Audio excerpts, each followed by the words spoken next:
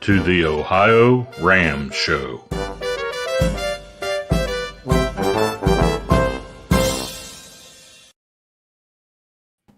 Well, hello everyone. This is Jim Lawyer here with the OhioRAAM Show, a show about ultracycling and all things biking. This is show 371 tonight. And hello, Lee.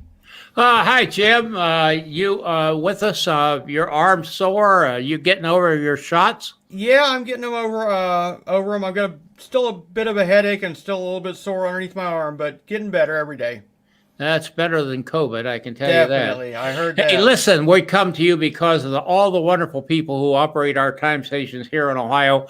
Time stations 41 in Oxford, Ohio, 42 in Blanchester, and 43 in Chillicothe, where Jim is the captain. Wonderful, yes, folks. And hey, it's getting close, isn't it? How many days has we got, Jim? I think we've got 58 days till RAAM starts. That's less than 2 months. I know, it's going quick. I was like, the last time I looked, it was like 70 something. It was like, whoa, 58? No way. Yeah. And we've got a lot of guests we got to get crammed in between now and then, Jim. Definitely. We're going to be working overtime, making our pay. Yeah, about June 22nd to 25th is when we expect them through Ohio. Correct. Great place to come and see the race. We'll be talking more about, Jim, we'll be talking a little more about specifics as to where and when and what definitely. have you. Yeah. But I was just sitting here thinking about Walter Edwards down there in Georgia, Atlanta. He lives in Atlanta. Mm-hmm. And have you ever met Walter? I don't think I have. He comes up to Blanchester. Okay. To watch the race. And that is awesome. That's his spot. And that's where we got acquainted with him. And he's become friends of John and Amy McFadden. Yep. There. Okay. Some news, Jim. Yeah, basically not too much in the news tonight. We just talked about how many days till RAAM. And then this past weekend, I was lucky enough to be part of Team Shivington's world record attempts. Doug went for the 6-hour track record for the 60 to 69, the 200 kilometer for the 60 to 69. And unofficially, he set both. He did 514 laps, I believe, in the 6 hours. And he did the 200K. So he did a great job. And we live streamed the event. We didn't do any talking because of the music issue, but we'll do better next time. And we appreciate everybody that watched. So it was a great time, and Doug did a great job. Great job, and I think you raised a bit of money for helmets for veterans, did he not? Yes, he did, and the foundation, Resurrecting Lives Foundation, which is for traumatic brain injury and PTSD. So I think they raised right around $1,000 this past weekend, so it was a great event. Hey, that's a bunch of helmets. Yes. Or other stuff as the needs may be. Exactly. Yeah, that's really great. Well, you did a great job, and thank you. I have a photograph of you and your OhioRAAM Show booth there. Okay. Which is a new thing. Yes. But I got home too late from my wife's in the hospital, and I got home too late to get it put up, and we'll put it up next time. It's thrashing around somewhere. There you go. Exactly. But we want to start talking about birthdays, Jim. Yes, definitely. And I noticed there was some birthdays among our UltraCycling family this week. Judy Stutz, who heads up an Ohio 4-person mixed team here, Team Enzo. Is that the name of it? I believe. Yes. And lives down here in Springboro. Kurt Servogel. And I'm getting tired, Jim. Christy Tracy down there in Texas. Overall winner, just like we have on the show tonight, Andy Christensen. I think he lives up in Minnesota or Wisconsin, someplace like that. Keith Savage in Hong Kong. Yes. And none other than Fred Bothling. Yes. The grand old man, I shouldn't say old, the Grand Master. Yes, Grandmaster. Of the Race Across America. Definitely. And Matt Locke there in Australia, who's been seen here on the Race Across America a number of times. Happy birthday to all of you. And we'll try to keep that going a little bit in the future. Hey, somebody's already on our case. They say they've heard enough from us, Jim. I know. I saw that. Did you see that comment? Yeah, They right. said, yeah. for goodness sakes. let's get. They're tired of looking at our faces. They're tired already, of looking at I us. tell you. Let's get Sylvia Maas in here. All right. Oh, I turned my thing off there. All right. Hi, Sylvia. Hey, How Sylvia. are you? Hello. Hi. Glad to have you here. Glad to Thank see you. you. Thanks for having me. And I'll tell you, that's one thing. that's one thing. The viewers here don't let us get by with anything, Sylvia. No. They said, "Shut up and get Sylvia on here." Exactly. Get to the meat of the show. Hey, before we get into cycling, you've had a long, storied teaching career. I just found out that you have your master's from the same place my daughter does, the University of Cincinnati, a working person's college. Exactly. Mm-hmm. What did you teach, and how long did you teach? I taught high school biology, mostly biology, high school science for 36 years. I just retired December 31st. Outstanding. Mm-hmm. Just in the nick of time, huh? Well, yeah, the district had a golden handshake, and I said it's time. You took There it. you I go. don't blame you one little bit. You know, Yeah, it was just the COVID. And that's the trouble with work. It does get in the way of cycling. Yes, definitely. It's one of the reasons why I took early retirement. I think Jim too. Anyhow. Yes. Jim, it's your night. I've Oh no, we're been- in trouble. I think Sylvia should host then. Tell us a little bit about what got you into UltraCycling and cycling these crazy long distances.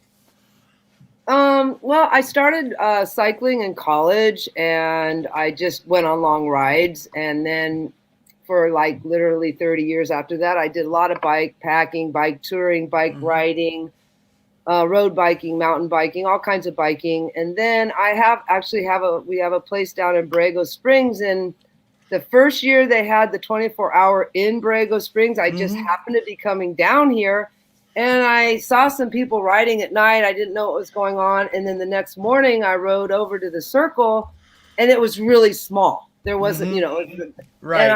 And I looked at the signs. I kind of was looking at it, and then I got back home. I started reading about it, and I thought, that's something that maybe I would enjoy. So, then my first trial was a SoCal RAM challenge, and then to kind of went from there. And I just started learning a little bit. I got a coach, and I'd never done intervals. I just rode. I didn't know anything about anything except how to pedal a bike. So I started working with a coach and learning about, I got a power meter, and all the numbers started like, wow, okay, like you can actually see like you're not pedaling hard. Exactly.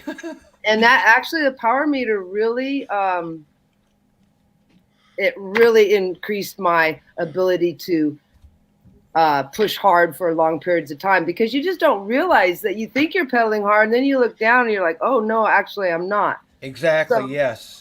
So between Very a good power tool. meter and the first coach I had, really, I just started working really hard at it, and I've always been like a workout fanatic, so it kind of all just fell in place for me. Gotcha. And that all led you to this recent event. What was that event you just finished? Oh, the last one we did was the Texas 500, the Texas Longhorn 500. Yeah. And how did you do? Well, I won that one, but that was it was an endurance sufferfest if there ever was one. All I did was win. Yeah, no big deal. Well, I didn't even know I had won when we Wow. crossed the finish line. And Fred's like, "You're the first woman to win this event." I had no idea because we didn't have trackers. Right. So I just kept pedaling, and Yes. the roads are so rough down there. It was really difficult as far That's as what we heard. Yes. Woo, yeah, and so really it was just I was able to sit on the seat longer continuously, I think was the deal. That is awesome. Well, So- we're proud of you. That's great. Well, thanks. And the first woman to win overall there. That is awesome. And I hope many more follow in your tracks. Yes, for sure. Because endurance, I think the longer the race, the better women are going to do too. Definitely. Lee and I have been talking. We hope to see a RAAM overall winner woman. And I it's think going to happen soon. One this year. That's what we've been talking about. Yes, I think that's a possibility. I do too. One thing that happened in Texas, we had drove out the week before, and I did a bunch of training rides. And the day before the race, I had 3 bikes. And the day before the race, I get off my bike and I realize the seat is a little loose. And I look down, and on my Trek Domani, the Project One, the bolt had popped out. And it's not just a bolt, it's like a special bolt that no one made.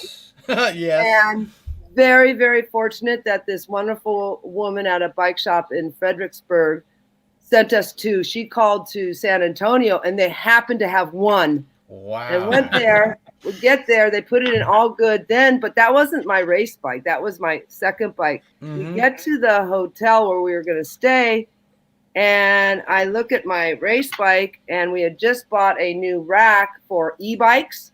Yes. And this rack, instead of the bar going over the tire, it goes over the top tube. And I look at my top tube, and I'm like, oh, it's scratched. And then I looked again, and I'm like, oh, it's crushed. The whole thing was compressed. Oh, no.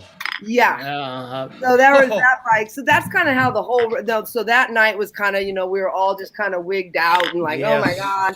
And just had to kind of regroup and say, all right, I have a good bike. And and it ended up being the Domani actually deals with the vibrations way better, because those roads, it was like cobblestone for 500 miles. I mean, right. It was rough. So, but Spiegel totally hooked me up with a bike that should all be coming tomorrow. And I'm so grateful, because I'm going to be doing raw, and I'm down to, 2 bikes. Neither of them I would consider the bike I would ride for that race. So I'm going to have a new bike soon. So, and which Spiegel bike are you getting? Because they're great ultra bikes. I got the Spiegel San Marino. So Marco is my coach. Yes. And so he hooked me up. He wrote him an email, and they right away responded. And Vesna was unbelievably helpful. Yes, Vesna's awesome. And he just reading about the different bikes. The San Marino seemed like the comfortable endurance bike for long stuff. And I'm old. I don't deal well with. I tore my rotator cuff, so the less vibrations, the better. Definitely. Lee, you have any questions? Well, I was going to say, Vesna's here. She's been commenting. That's what Spiegel Bikes is. Yes. And we're glad. I'm sure she's tickled to death by what you just said, Sylvia. Well, I have not ever worked with someone that was so helpful so quickly. It was like, wow. Yes, they're really good for the bike industry, I think. Definitely, especially right now when it's you can't get a Trek cannot get the material to make their frames. Yep. Everything is 2 to 3 months out, and I can get a replacement for you in 70 days. I'm like, well, that does not, that's not going to cut it. So definitely. So Bobby wants to know what it's like to be a real villain. Yes. Yeah, Bobby. So we live down here at De Anza Villas. It's in De Anza, part of Borrego. And so we're called the De Anza Villains. So the De Anza Villains is this big group of friends we have that, one of our favorite activities is e-bikes and beer. So I'll go do my workout, my hard workout, and then we all get on the e-bikes and we villainize Borrego by riding all around, and then we end up almost like 3 times a week at Pablitos and have a beer, and then we head home. So you're an e-bike gang then, right? Yes, an e-bike gang. Sometimes I ride my mountain bike. And they're riding their e-bikes. And actually that, I think, because I do quite a bit of mountain biking on pavement and pushing that rubber, I feel like it's really helped me. That's awesome. Strength-wise. So the villains are just my group of friends that we bike and hike and swim, and it's been amazing. We've been super lucky, like this group of friends has been super lucky during COVID that we've been able to be together and have fun. Borrego's have been a great place to be. during COVID because you don't have to worry about seeing anyone because there isn't anyone. So awesome. Well, from its beginning, and it's part of the mission statement of OhioRAAM Show, is to support the growth of women in UltraCycling. And what you have done certainly helps that. When other women see that women are winning overall, what do you see as the limitations? What is the holdback as far as the number of women? What's the future of women in UltraCycling, Sylvia? I think it's just getting better and bigger, and I think that in this day and age, I personally don't know too many women who are going to say I can't do that because I'm a woman, and so you've got some really athletic women that have been a big differences. I think now the women coming up are women that have competed in sports of all sorts their whole life. So they're not going to think they can't do that. And I know a lot of women that if you say they can't do that, they're going to make sure that it's wrong. Exactly. So, yes. No, I think that it's, I do predict a woman winning RAAM at some point. This year would be actually the year because some of the big name guys can't get here. Right, exactly. And that's what Lee and I have been thinking, that this could be the year. There's a huge and the trouble with that, Sylvia, is if that's the case, they'll always have an asterisk after their name. Which isn't deserved, but which isn't deserved. Yeah. No. There should be no asterisk for anybody that finishes, much less comes in as a winner. I agree that will always say, yeah, but I thought last year if we would have had a race, yes, we would in likelihood had a woman winner. Mm-hmm. So I stand by that. I think that's in the future. I think there's something, I don't know. I mean, maybe you'd like to comment on it. Maybe there's something about the woman's physical makeup and mental makeup that makes them particularly advantageous for this kind of sport. Well, women have babies. So women are able to endure pain. Yes. I think a lot more than men in general. I could be wrong about that, but I do think that women have a higher pain tolerance. Yes. And it is painful. Let's not kid ourselves. You're sitting on a bike day after day with hardly any sleep. And it is just grit and determination to get through that.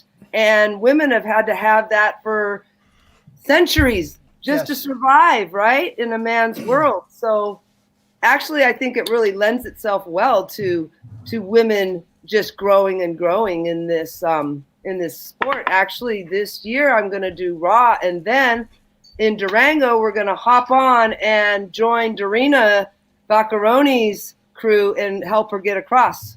So awesome. I'm excited to do that. Then we'll see you here in Ohio. That'd be great. Exactly. Yes. In fact, one of my closest friends, Meg Cottingham, lives in Westchester. Okay, yeah.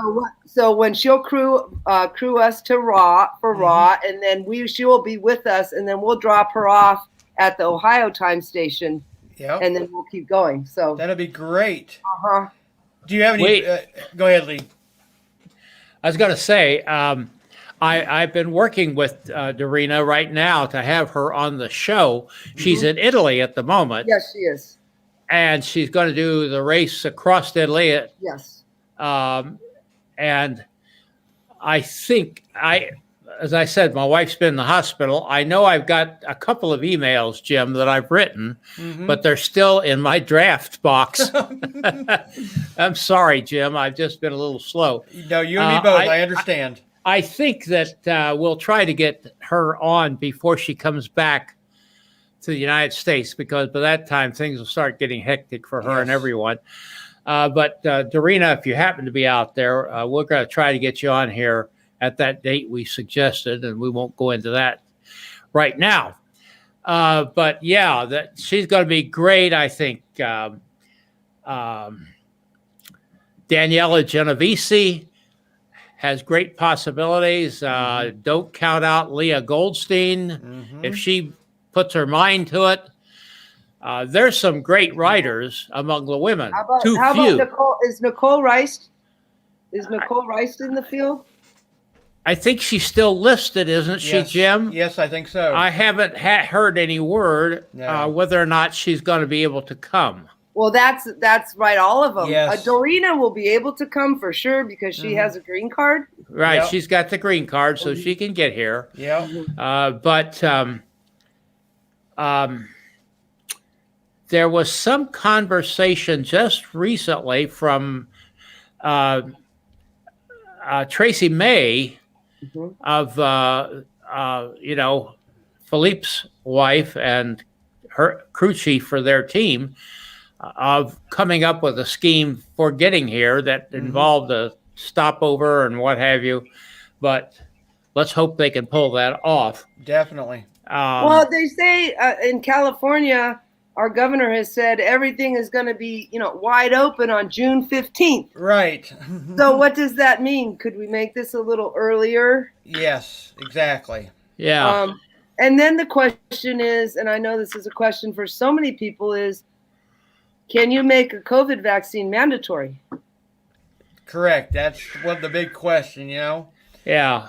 I can see them making testing, kind of mandatory because you don't want a super spreader, coming in and causing problems. But I agree with you. I don't think I just talked to Marco, and it's tough to get a vaccine in Europe. I mean, they're, way behind. They don't have the money. They don't have the pull that the U.S. has, and they're still on old folks. They're still on the oldest tier, and I think Dorina had said that she won't be able to. She can get it here. Right. But I don't think the other rider. I don't know. Maybe a European rider could get it if they came here. Probably they could. I know Valerio has had his in Miami or no. He's still in Monte Carlo, I think. And of course, England has made a little more progress, United Kingdom, because I know Sue Pellinger said she's had hers, at least one shot. So they're making progress in that way. But like you say, it's been a problem. So, well, let's keep, I don't have any wood to knock on over here. There you go. Yeah. Oh, yeah, exactly. There you go, the head. But let's hope that happens. When are we going to see you on RAM, Sylvia? Honestly, I really, really worry about just long-term injuries. I've been playing basketball. I played basketball in college. I still play a lot of basketball.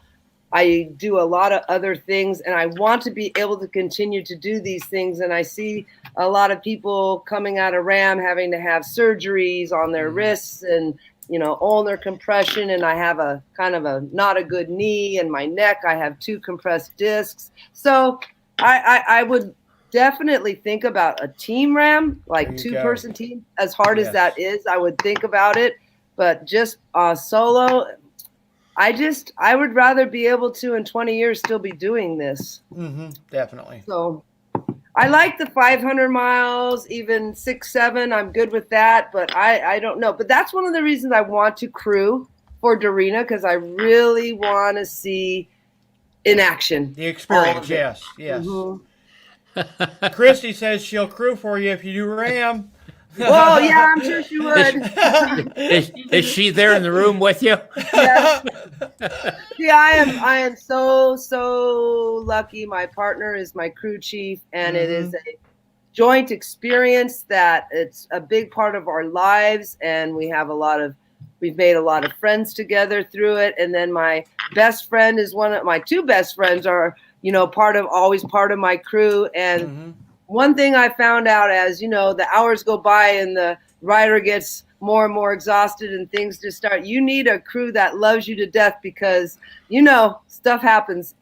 We've seen so many crews break it for the rider when it gets that far in, In Texas, amazing. At the end, I had told my crew at mile 400 in Texas, I'm like, it could just stop now because the last 100 miles was brutal. Rick is sadistic. He put in, he thought it was hilarious. It was awful, plus a headwind.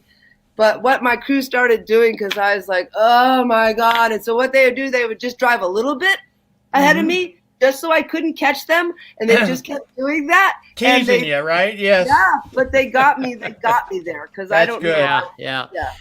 Hey, we see a lot of people out there. Yes. Why don't you just pop in, say hello? Definitely. Before we shut down here, you're going to have to be pretty quick because we're going to call it to a halt here in just a minute or two. As for Raw this year, have you done any special training, with the COVID stuff, or have you just been doing your normal training? So I am doing Team Raw with George Thomas. Right.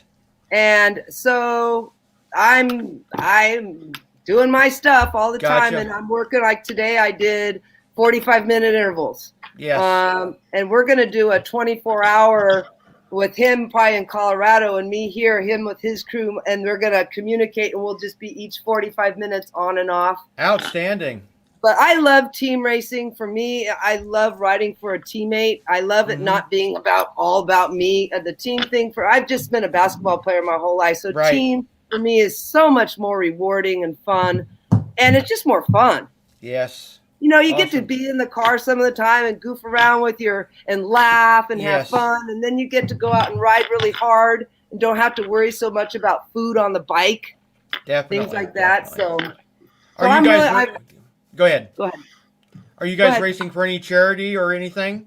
Not so far. George is so busy and everything's just kind of, I think everything's so, with the COVID thing, we've been struggling with just getting stuff organized because it's like, is it even going to happen? I'm assuming it's going to. Yes, gotcha. Hey, but I'm honored to ride with George. Very, very Doug Chivington, how are you recovering out there? Give us a quick reply there. Yeah, shout out to Doug. Great job on your world records. That was awesome. Thank you for letting us be part of it.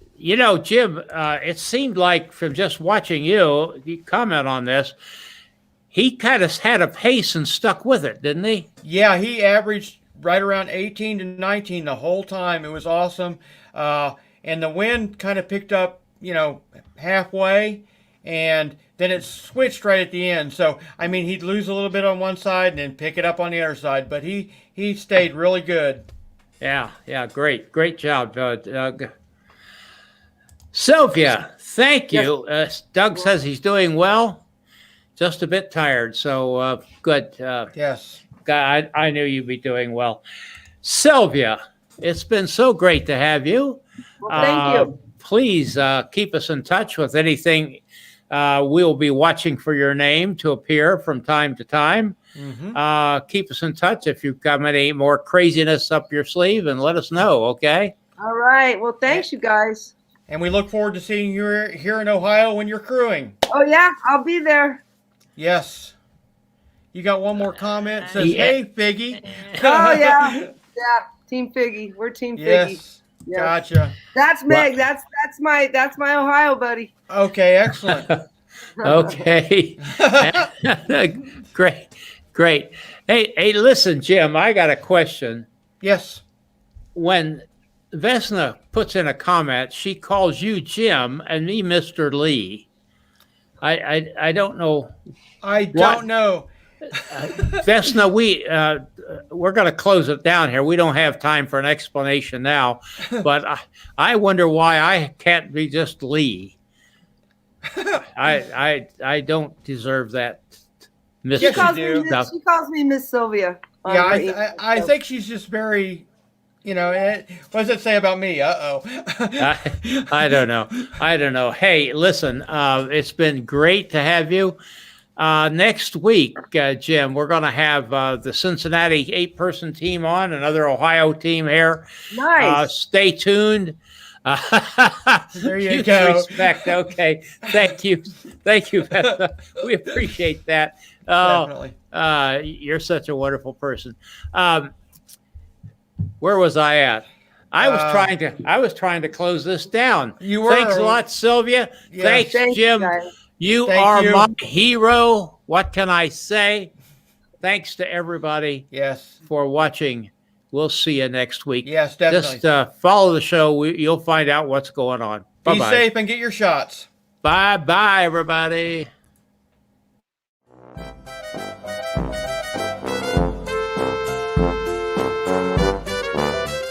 This is Gregory Zuber, thanking you for watching and sharing.